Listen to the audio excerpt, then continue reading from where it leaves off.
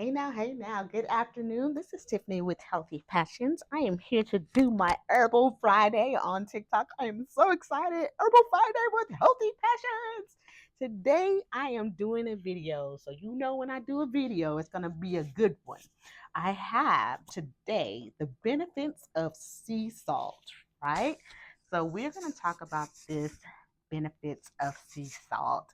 Um, a lot of people know about this. This is kind of something that's been known worldwide for a while, but I want to go ahead and add just a little more information on what the benefits are.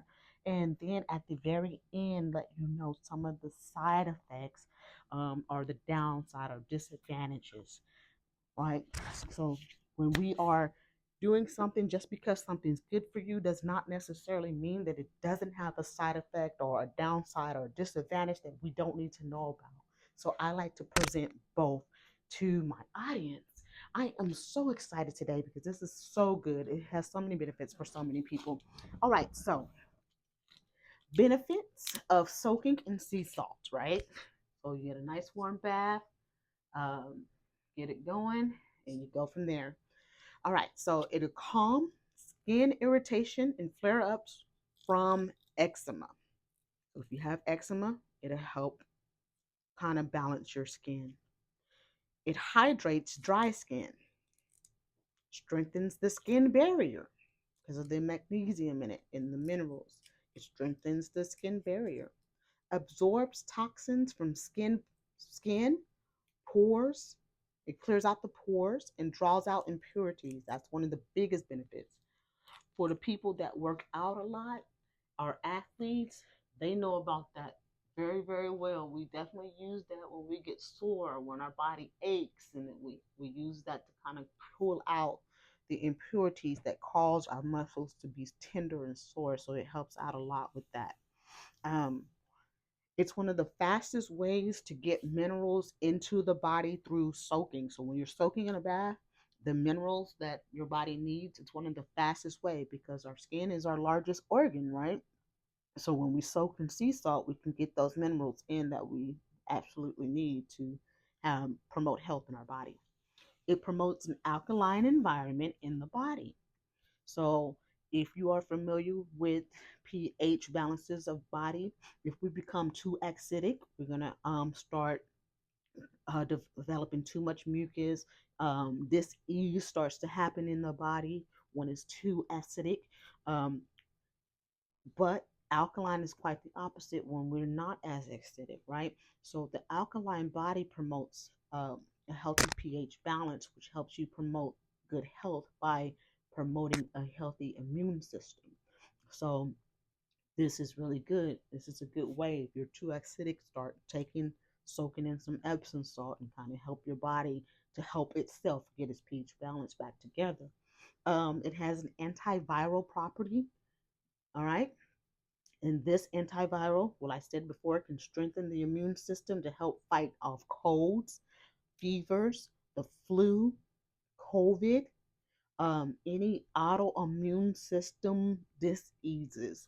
So that really helps. So if you have a cold, get in some water and soak with Epsom salt. Now, if you're having a high fever, I recommend that the water not be hot or warm. Let it be either lukewarm or a little on the cooler side, but still soak in that water, right? Because you don't want to have a high temperature and then get in hot water. You want to kind of cool off the body at that point because the body's naturally heating up to fight off what it needs, and that's okay. But if you get in some cooler or lukewarm water, that would be better in that condition because your pores are then open up, and then that sea salt can come in and help draw it out, right? All right. Sorry about that. I get excited about the properties of things and how it helps the body. So it also relieves stress. It's a good stress reliever. You had a long day, get in some Epsom salt or some sea salt, right? Relieves arthritis. It enhances digestion, cardiac functioning, so it helps the heart function better. It combats respiratory anomalies like bronchitis, respiratory infections, things like that, asthma. It'll help kind of keep that mucus down. Some of the disadvantages that it does naturally, that you need to be careful for. If you have high blood pressure, it can increase your blood pressure. So I recommend that you get with your doctors to see what your doses should be depending on how high your blood pressure is. If you have a slightly or high blood pressure, elevated blood pressure, I recommend to always do at least half of what's recommended. So if it says 2 cups, do a half a cup or no more than a cup, right? Because you don't want to elevate your pressure more than it needs to. But then you also need to combat that through diet to help bring that blood pressure down. But if you can still benefit with it, you're just going to drastically um, lessen the amount that you use at one time. Um, it can cause some bloating. It is salt. Um, if you're prone to kidney stones, it might kind of make you have that. But I have to do research on that. I don't believe that that is a property. That is something that I saw, so I wanted to bring it up, but I don't believe that that is a property. Um, be careful if you have a heart condition as well, right? Because the same with the blood pressure, you don't want anything to elevate that, right? Um, you definitely want to speak with your doctor if we have these blood pressure issues or heart issues. And then it could cause edema, which is usually in someone who either has high blood pressure or some type of heart condition.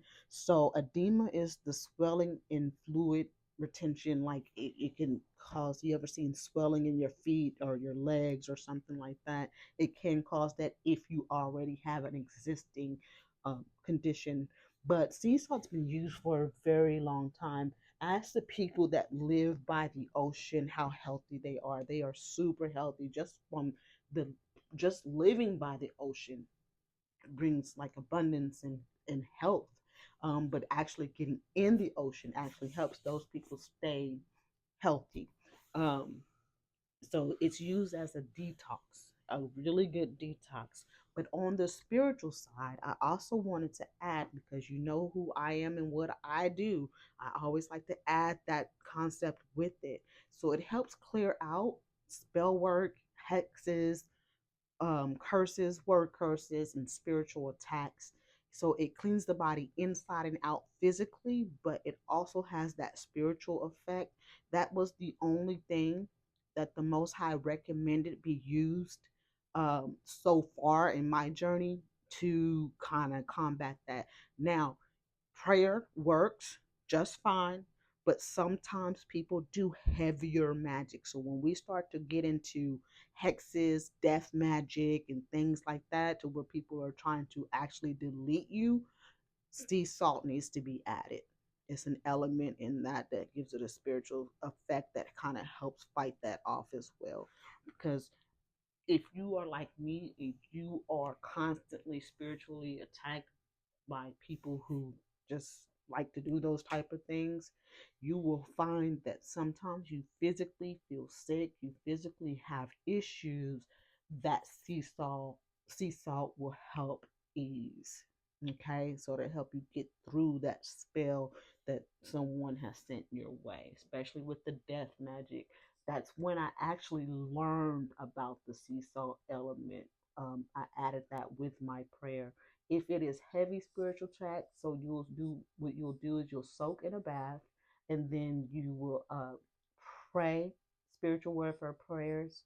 You will cast out any type of spell work, uh, any kind of altar that may be placed against you, word curses, gossip, everything. Add it into your spiritual warfare prayer and soak in that water. Anytime that you use sea salt for any reason, this is the part that they don't tell you, but it's common sense, is once you get into that hot water and you soak, you would then take lukewarm or cool water, turn on the shower, and then wash that off of you. So anything that it's pulled out of you in the extra salt, you want to get that off of your skin. You don't want to leave it on your skin.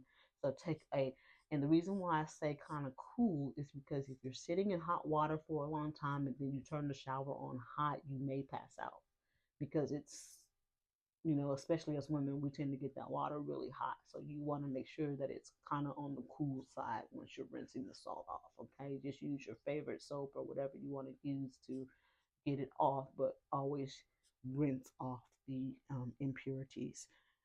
All right. Other than that, that's all I wanted to say about the sea salt. I'm going to get this posted. I have other work to do today, and I want to get everything done so that I can watch my one of my favorite movies. I want to watch X-Men, but Storm in particular. So I'm going to find a Storm movie to watch later. So I want to get this over with. So I got to get it posted. I love you guys. Take care of yourself. Use this for like if you work out, if you're an athlete on a regular, you can use it on a regular. At the end of the week, if you deal with spiritual attacks, which we all deal with at some point, you can use it for so many things. Look it up. Um, I use it to detox my locks as well when I get a deep clean for my locks. So it's really good for that. Just take care of yourself. Have a good one.